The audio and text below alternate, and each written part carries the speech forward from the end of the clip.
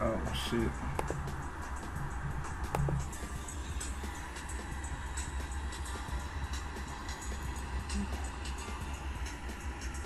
He got me one viewer. There we go. Alrighty.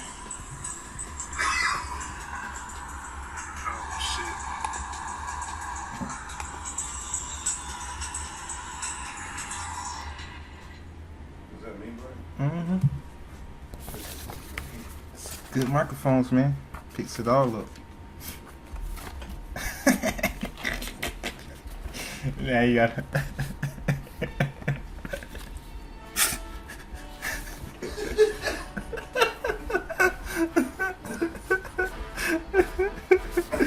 Yes, sir. That tough softly. You gotta toke it up softly.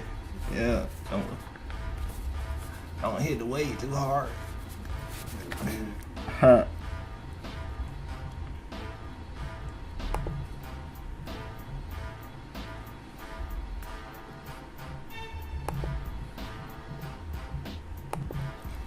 This is InvinciBullTV. That's Invincible, B-U-L-L for Bull City, where the gods are immortal and the people are unstoppable. I'm your host, I.B. Einstein, the local leader in black media. And I am rocking by myself today. Jay Martin is in Atlanta for his sister's graduation. She got her master's in psychology. Yep, going to be a short show today, you know. Had a busy, hectic week. Had some community functions to go to. So today's show is going to be on the origin of the word slave, and the purpose, the reason why I want to put that out there is so we can change the narrative of slavery, because it seems, in America they teach our history as if that's where African Americans' history started in America, and now I want you to view your ancestors differently and see who the first slaves really were. People make the argument that the Irish was the first slaves, and every civilization had slavery, but America's slavery is different because it was chattel slavery. It was a different violent form of slavery. And slavery is also an act of war. And that's when you get to the physical forms of war, that means all the psychological forms and sociological forms of war didn't work.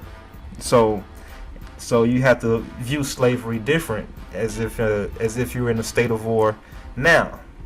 And if you are experiencing economic oppression and social oppression and receiving injustices, those are forms of war. And when people rebel, that's when those forms of war didn't work. So the word slave comes from the mispronunciation of the word Slav. And the Slavs are Indo-European linguistic group in Central Europe and West Asia, in countries such as Yugoslavia. Yugo is the place and Slav is the people. And when you follow the English language's romantic origins, romantic as in Roman, you see, you notice the vowel sounds are pronounced differently. So in countries south of England where they spoke Romantic languages such as Spanish, French, and Italian, you notice that the vowels sound different.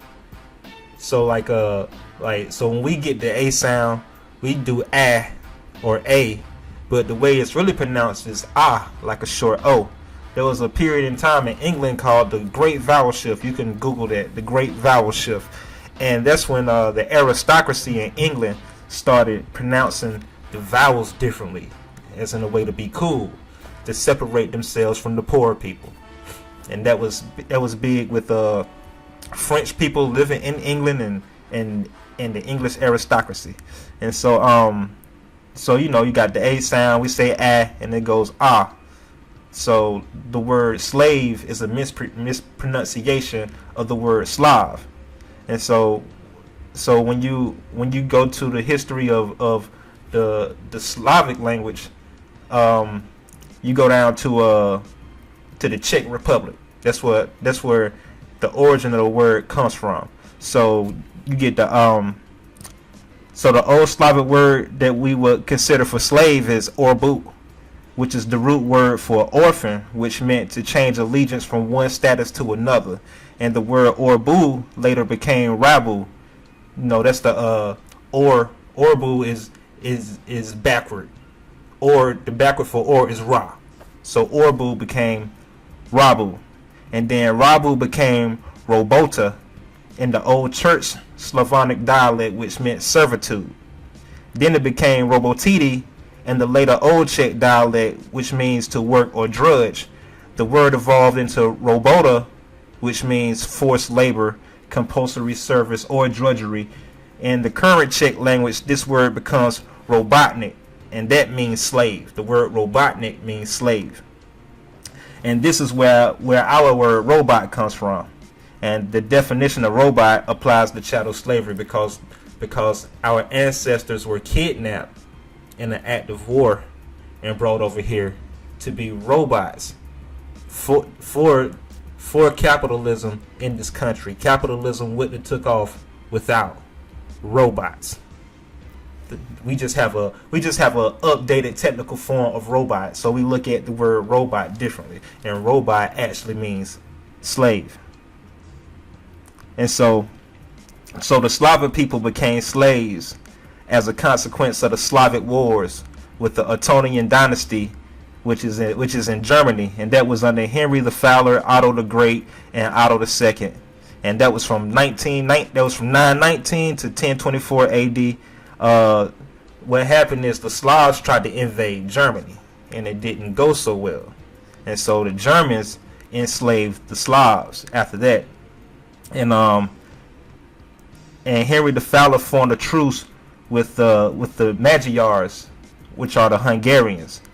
But for the truce to work, they had to pay tribute, which means taxes.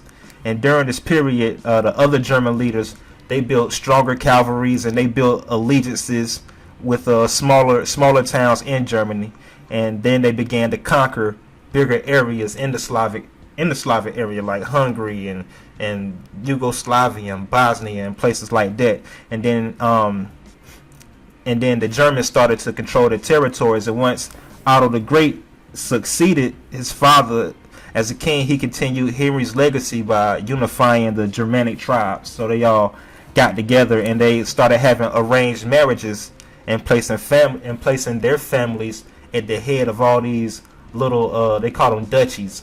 So these territories. So once they started marrying with royalty, they started placing their family in positions of power.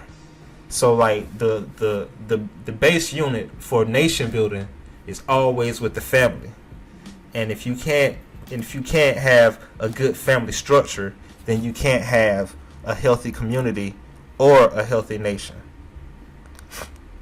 And so once the Germans grew big under the rule of Otto formed a allegiance with the Italian Empire, and he eventually conquered that and was crowned emperor of the Holy Roman Empire.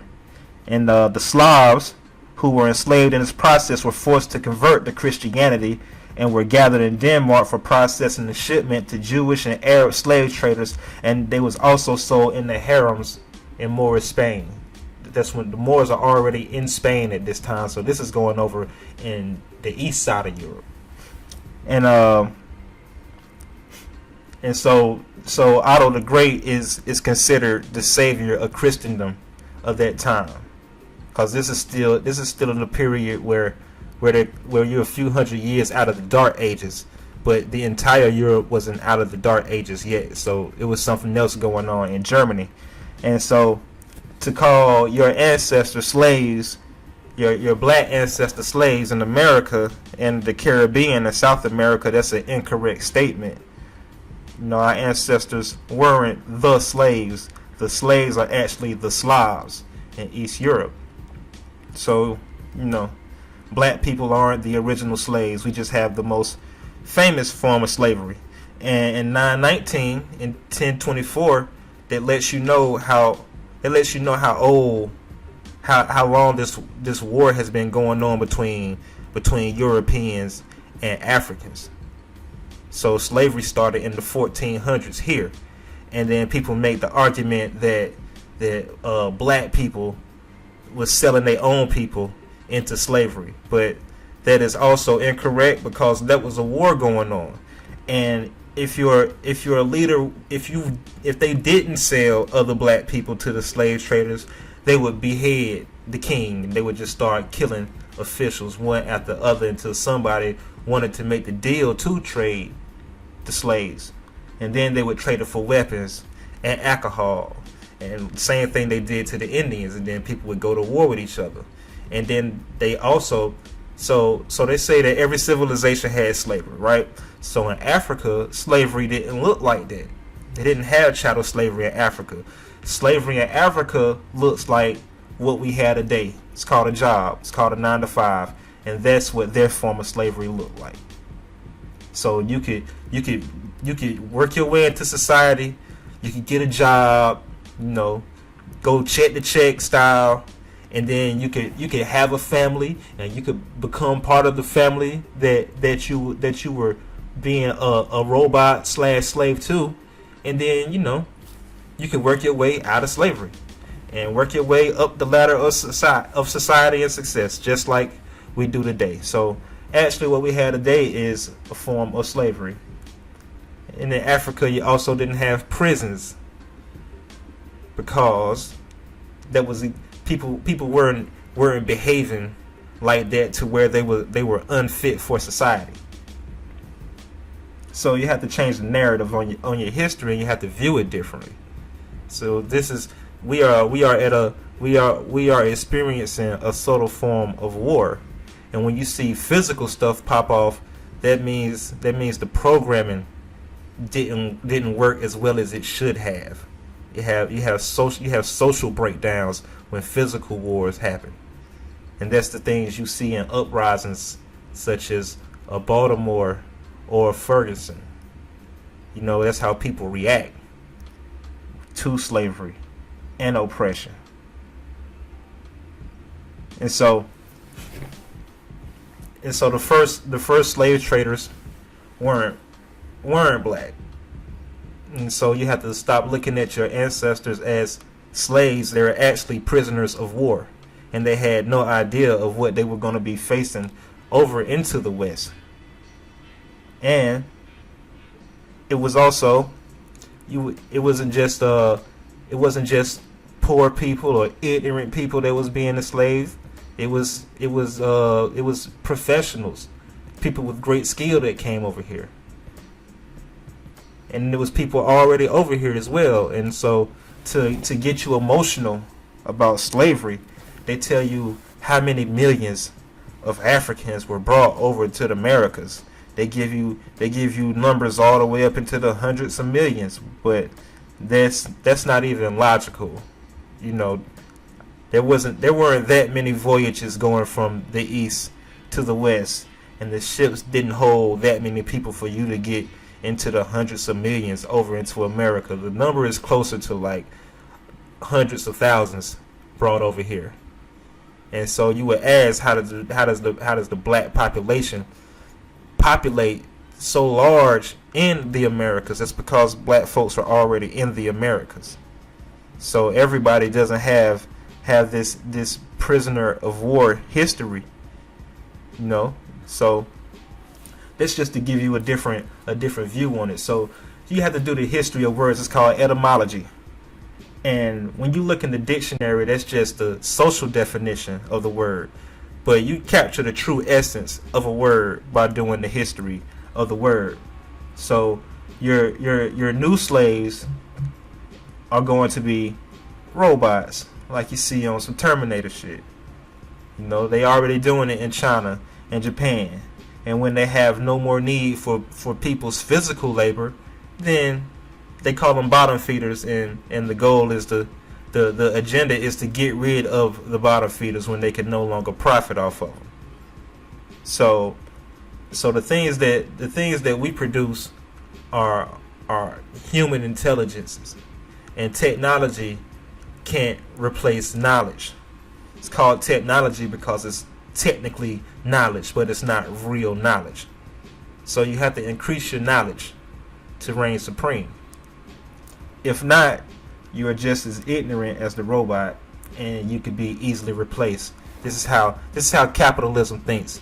Capitalism is based on exploitation. Something has to be exploited in order for capitalism to work. So either the land has to be exploited, resources have to be exploited, and so the resource, that's why you have human resources at companies, because you're just a resource, and your human capital is about to be exploited for the profit of a capitalist. So yeah, that's my show today. Let me see if I have any questions going down. No questions today. Alrighty, so there you have it today. That's InvinciBullTV. That's InvinciBull for Bull City, where the guys are immortal and the people are unstoppable. I'm your host, IB Einstein, the local leader in black media. That's IB because I am that I am in soul, and Einstein because I am a development of intelligence in my human experience. Cheer.